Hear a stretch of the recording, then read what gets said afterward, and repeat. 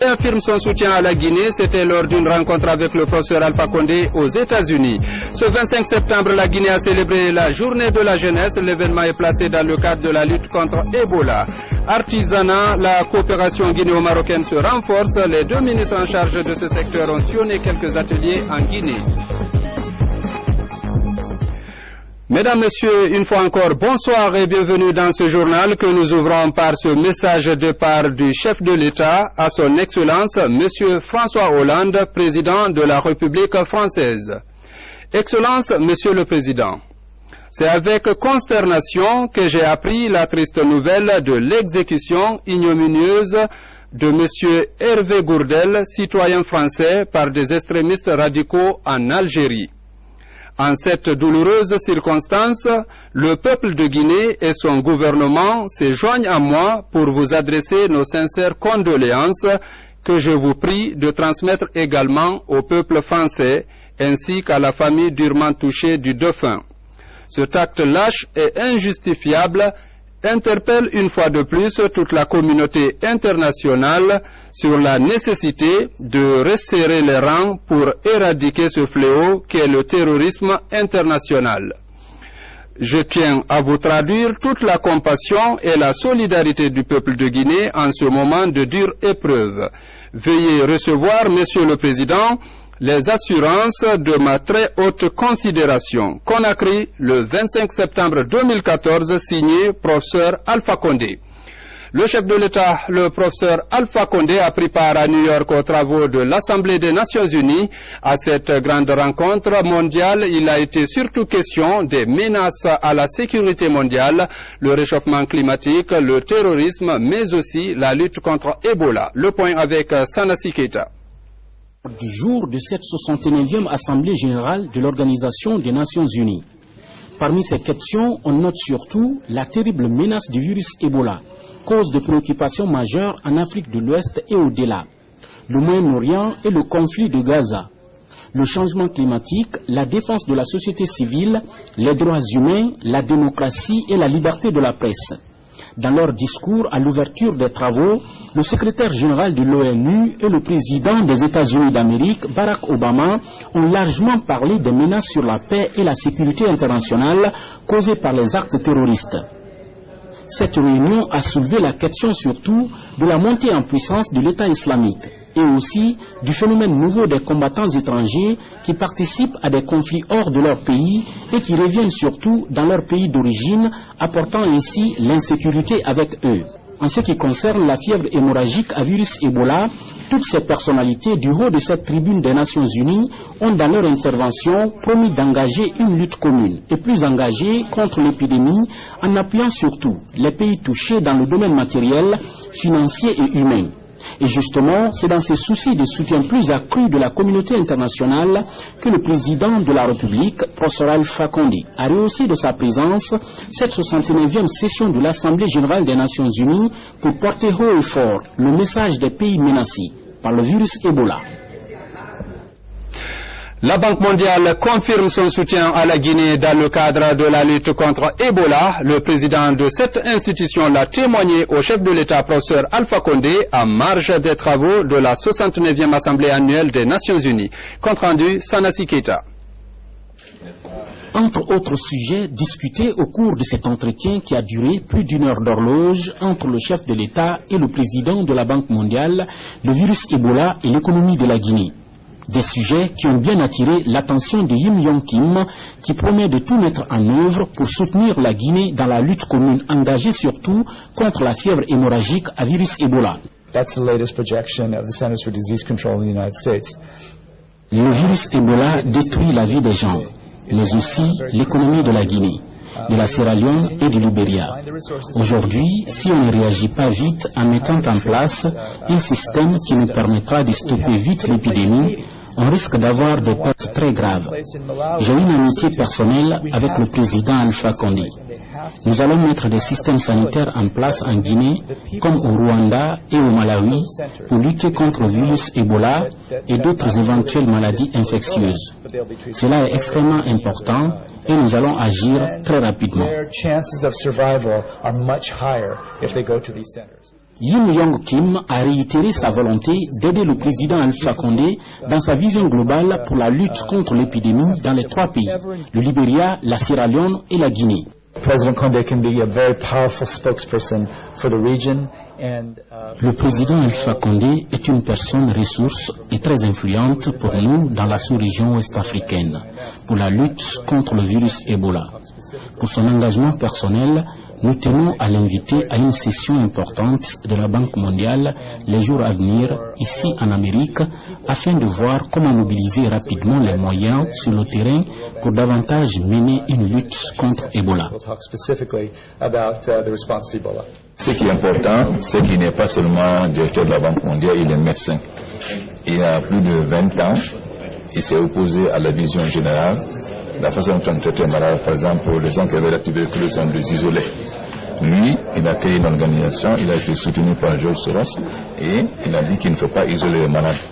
Donc, il a été traité les tuberculeux en Union soviétique, la Russie. Après, il a été traité le sida, d'abord dans un petit village mexicain, ensuite en Haïti. Donc, il a une vision qui correspond parfaitement à notre façon de voir. Et je suis très heureux qu'il soit président de la Banque mondiale. Je lui ai demandé d'être notre conseiller social pour l'Ebola. Donc, c'est une rencontre extrêmement importante. Et je ferai tout pour être à son invitation parce que nous devons aussi avoir l'appui budgétaire à cause des conséquences de l'Ebola sur notre économie. Donc, je suis vraiment sorti très heureux de notre rencontre. Le président de la Banque mondiale promet donc de soutenir les pays touchés par la fièvre hémorragique à virus Ebola. Surtout, la volonté affichée aujourd'hui par le président de la République, professeur Alpha Condé. En Guinée, le Premier ministre a présidé au lancement de la campagne de sensibilisation sur la lutte contre Ebola initiée par le département de la jeunesse, un programme qui vise à faire du porte-à-porte pour mieux informer les populations sur les mesures à adopter face à l'épidémie. Compte rendu, Adi Kamara. Eu égard à la crise sanitaire qui secoue la sous-région ouest-africaine, le Libéria, la Sierra Leone et la Guinée, le 24e anniversaire de la jeunesse guinéenne cette année a été mis à profit par le ministère de la Jeunesse et Emploi Jeune pour lancer la campagne d'information et de sensibilisation sur la lutte contre la fièvre hémorragique à virus Ebola. Déjà, plus de 2000 jeunes sont ciblés.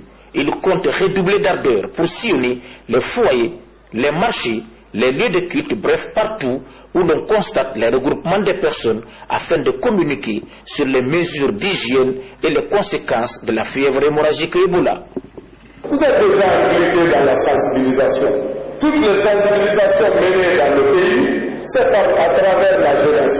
Seulement, nous voulons que cette fois-ci, que le contenu de cette sensibilisation soit beaucoup plus orienté vers les impacts que nous pouvons évaluer. La Société épidémiologique de la maladie à virus Ebola en Guinée, à la date du 20 septembre 2014, est de 1600 cas, toutes catégories confondues. Et 600 décès, soit un taux de létalité de 62,7%. Le nombre de guéris est de 376, soit 37,3%.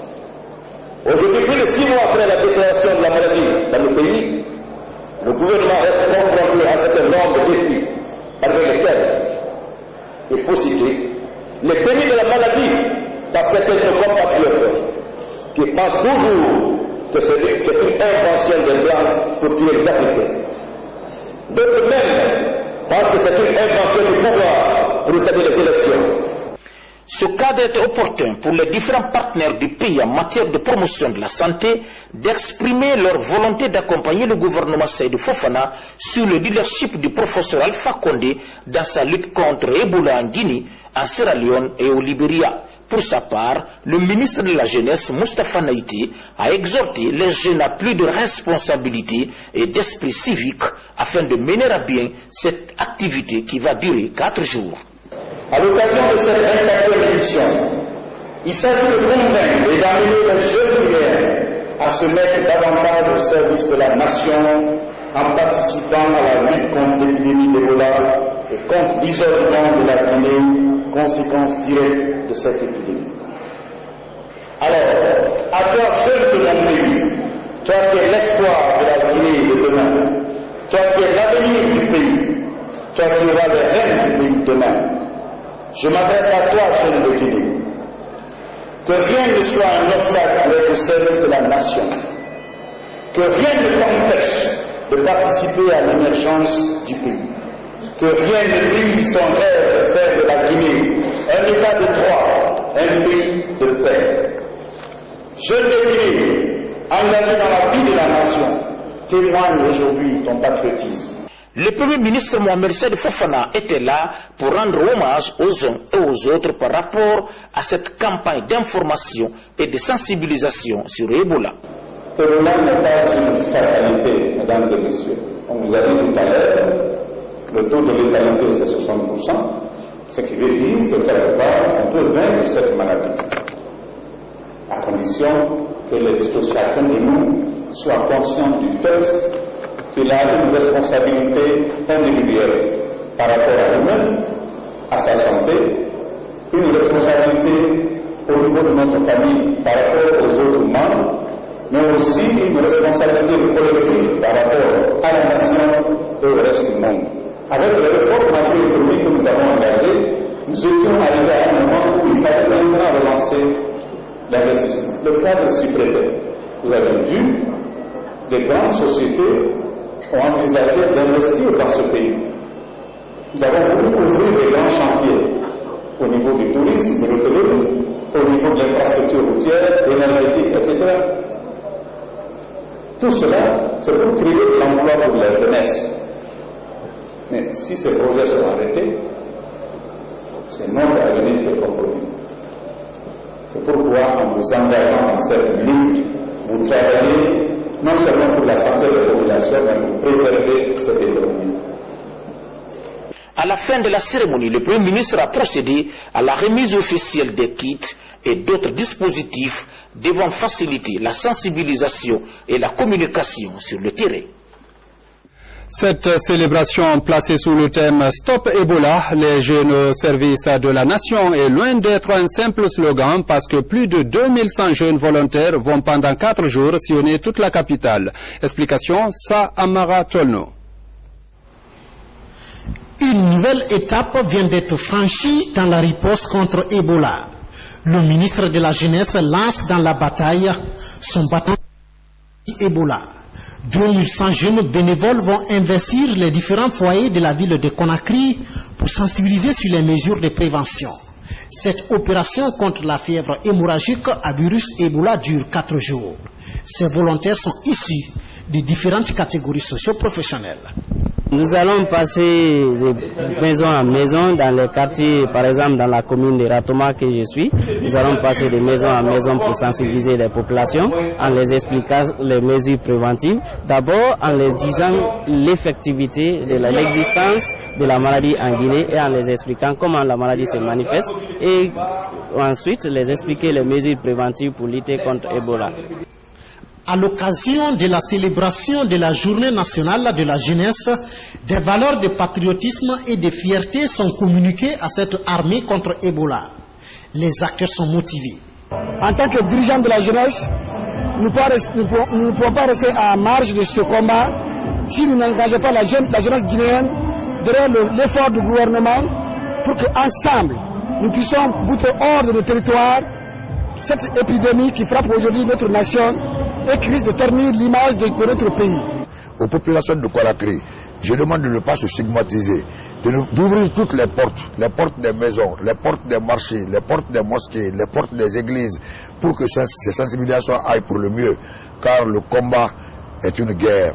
Et quand il y a une guerre contre une armée redoutable, inconnue, de microbes, pathogènes, de virus tels que Ebola, l'engagement humain, la technologie, le volontariat, mais aussi la compréhension, l'humanisme et l'humanisation même de la démarche sont indispensables pour la victoire. Munis de ces kits, les volontaires sont galvanisés. Ils retournent dans leurs communes respectives pour aider la population à vaincre le virus Ebola. Les opérateurs économiques également s'impliquent dans le combat contre l'épidémie. Un opérateur économique de nom de Amadou Sagale Diallo et les responsables de la société Ferralux Guinée viennent de faire un geste pour appuyer les efforts consentis par le gouvernement. Le don est composé de milliers de sachets d'eau et de lits d'hospitalisation. Compte rendu, Yaya Silla. L'eau, c'est la vie. C'est pour appuyer la prise en charge des malades du virus Ebola que le PDG de l'eau minérale de Guinée, Okoya, a offert cette quantité d'eau au comité de coordination de riposte contre le virus Ebola. J'ai l'honneur et le plaisir, au nom de notre PDG El Hadj Mohamed Sagale Diallo, de vous remettre notre don en nature qui se compose de 1000 packs d'eau de Koya, c'est-à-dire 6000 bouteilles de 1,5 litre et de 20 000 sachets de Koyaé de 33 centilitres. La caravane du comité de coordination des opérateurs économiques s'est rendue au Palais du Peuple. Le directeur général de Ferralux a déclaré: Je fais ce modeste don à la commission de la lutte contre la fièvre Ebola pour une manifestation de volonté de la part de l'ensemble des travailleurs de Ferralux pour dire que les PME guinéennes sont capables de vous accompagner. Vous prouvez qu'aujourd'hui, c'est toute la Guinée qui est concernée par cette affaire d'Ebola. Vous prouvez que vous pouvez mettre tout ce que vous avez à disposition pour combattre Ebola. Nous vous en remercions sincèrement. L'autorité guinéenne en sera saisie. Mercredi, la caravane a poursuivi la collecte chez les opérateurs économiques, tous mobilisés pour la cause citoyenne. Amassif offre 100 cartons de savon force pour laver la mairie et je donne maintenant au président de la commission. Un autre donateur motivé pour lutter contre Ebola, le PDG du groupe Casal. Après un premier geste, Casal serait en train de regrouper des matériels pour les malades d'Ebola. Il m'a demandé de vous remettre un chèque de 50 millions pour être enregistré au niveau de la commission ici. Ce week-end, les membres du comité de collecte se réuniront pour faire le bilan de la collecte des contributions déjà réceptionnées et élaborer une nouvelle stratégie avant de rencontrer le chef de l'État pour un compte-rendu. À Zérékoré, environ les activités socio-économiques ont repris. Le retour à la normale est dû à l'action concertée des notables et des différentes confessions religieuses, mais aussi à la sensibilisation à grande échelle menée par la mission gouvernementale dépêchée par le président de la République. Reportage Soride Kera. Quelques jours après le drame de Womé, les activités économiques reprennent dans la capitale de la région forestière. Après 2 jours d'absence à son point de vente, ici au grand marché de Zérékoré, Mamadi Kaba s'empresse d'étaler ses articles de friperie. Comme tous les acteurs du secteur informel de la préfecture, il regrette les malheureux incidents survenus à Womé. La situation de Zérékoré, c'est tout possible de se comprendre.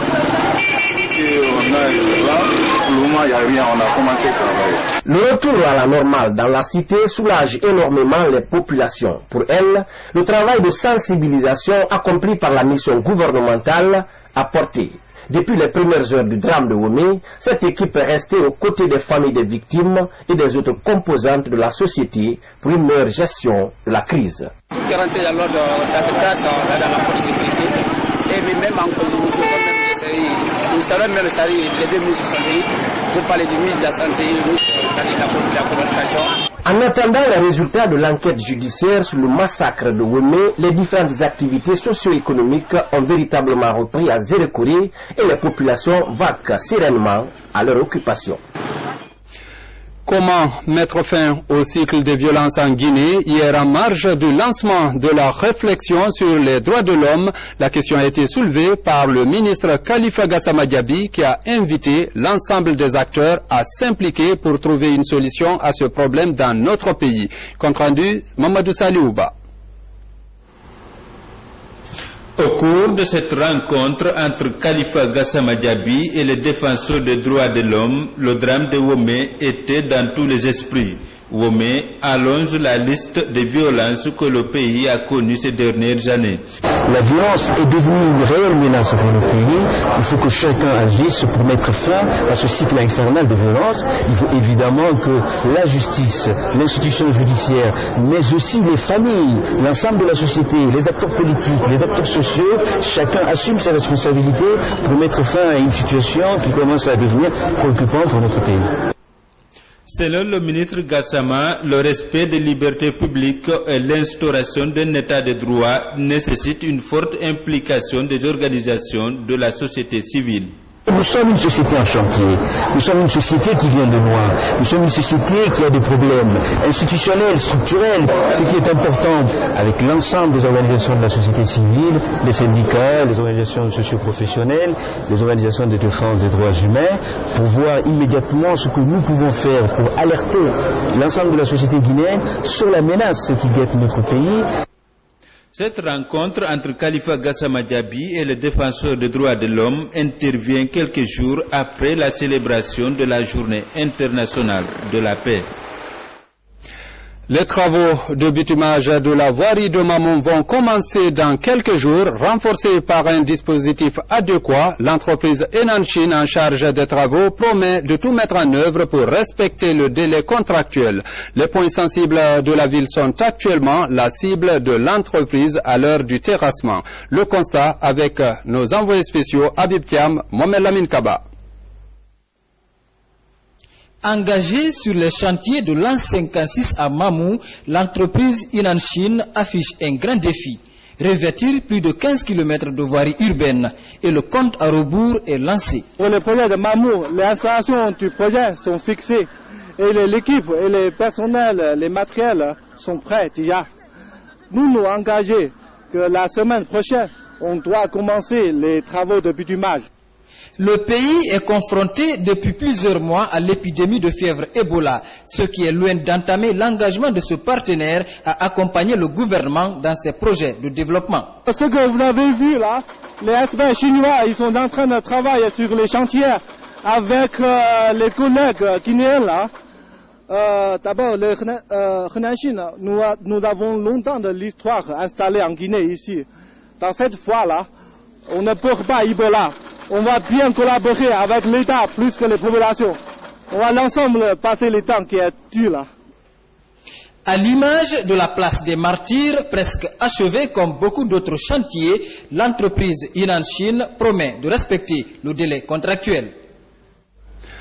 Le ministre de l'Hôtellerie poursuit sa visite dans les ateliers artisanaux. Moussa Condé, accompagné de son homologue marocain, ont échangé avec les acteurs sur les difficultés qui assaillent le secteur. Le point avec Abdulaziz Baldi, Abdulkarim Kamara. Conakry-Rabat, les relations sont au beau fixe et cela se matérialise aussi dans le secteur artisanal. Le ministre de l'Hôtellerie, du Tourisme et de l'Artisanat et le PDG de l'entreprise Itkan Guinée visitent certains ateliers artisanaux de Conakry. L'initiative est de s'enquérir de l'état d'avancement de la filière artisanale en Guinée.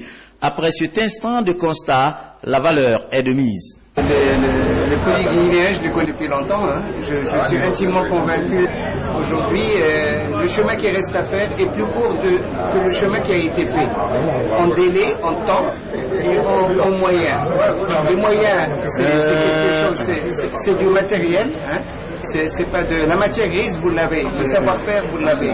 Donc aujourd'hui, moi je ne peux que vous encourager de patienter et d'aller plus loin. Et ça va très très vite. Les choses vont avec les encouragements de son excellence le professeur Alpha Condé. C'est pas la première fois aussi d'être en relation étroite avec les Marocains depuis le temps du premier régime dans le pays. Donc si les Marocains décident aussi de venir au secours de nous sur ce plan-là, ça va nous faire du plaisir. En Guinée, l'artisanat représente 43% de la population active. Pour Moussa Condé Tatavieux, la seule façon de mettre ce nombre en valeur et aussi vendre l'image du pays, c'est de prendre l'artisanat guinéen comme une priorité. Nos artisans guinéens, comme je le dis toujours, n'ont pas à envier les produits de l'extérieur, mais au contraire, les produits qu'ils ont sur place et le travail qu'ils font sur ces produits-là suscitent beaucoup l'admiration de tout un chacun. Mais il suffit aussi de les aider, de les pousser. Ce partenariat sectoriel entre le royaume chérifien et la Guinée témoigne la bonne marche de collaboration entre ces deux pays. Des liens scellés depuis des dizaines d'années. Restons avec Abdul Karim Kamara pour découvrir un cordonnier hors pair. Oui, hors pair, Adama Traoré c'est son nom. Il utilise son métier pour surmonter son handicap. Dans son atelier, les objets qu'il fabrique concurrencent même certains articles importés. Suivez. Depuis l'âge de 16 ans, cet homme a un handicap au niveau des pieds suite à une maladie. Mais dans la vie pratique, Adama Traoré refuse d'être une victime expiatoire en choisissant la cordonnerie comme métier. Il tient cet atelier de fortune au quartier Yimbaya Manguebouni dans la commune de Matoto. Il y fabrique des chaussures de tout genre, souliers pour la plupart au goût de la jeunesse. Même étant handicapé, on doit se battre car la mendicité n'arrange pas toucher l'homme. Ce métier, Adama l'exerce depuis 1987. Chaque jour qui passe, il force l'admiration à travers son génie créateur. Mais il travaille à surmonter des difficultés, affirme-t-il. Nous sommes les premiers investisseurs à soutenir. Nous aimerions bénéficier de l'aide. Des chaussures dont le prix varie entre 80 et 150 000 francs guinéens. Pour les nombreux clients qui achètent ici, l'artisan fait la fierté des Guinéens. C'est de très bonne qualité. Puisque j'ai payé des chaussures avec lui, ça m'a fait 3 ou 4 ans.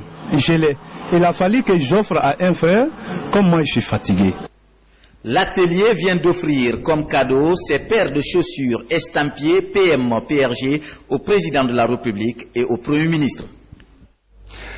Les maladies cardiovasculaires sont de plus en plus fréquentes en Guinée. Elles sont même devenues par endroits la première cause de consultation dans notre pays. Ces pathologies deviennent une menace de santé publique. Le cardiologue Sandy Tolno, qui a mené une étude sur la question, nous en dit un peu plus. Suivez. Actuellement, c'est vraiment une urgence et nous considérons cela une menace parce que nous avons trouvé que plus de 70% des gens qui ont été enrôlés dans cette enquête souffrent de pathologies cardiovasculaires et ils ne sont même pas au courant de l'existence de ces pathologies cardiovasculaires. Alors nous trouvons que réellement que c'est une menace et ce chose qui est beaucoup plus important, la première cause de mortalité, la maladie qui la représente actuellement, c'est l'hypertension artérielle. Il y a des gens qui venaient pour être inquiétés dans cette étude qui ne savaient même pas qu'ils souffraient de cette forme sévère de l'hypertension artérielle. Alors là, ça nous a sérieusement choqués en tant que spécialistes parce que les gens qui viennent, ils ont 260 de tension artérielle, ils ne savent même pas, ils n'ont pas de manifestations. Et surtout en matière d'hypertension artérielle, c'est ça qui est plus dangereux. S'il y a des manifestations, c'est plus facile de faire une prise en charge.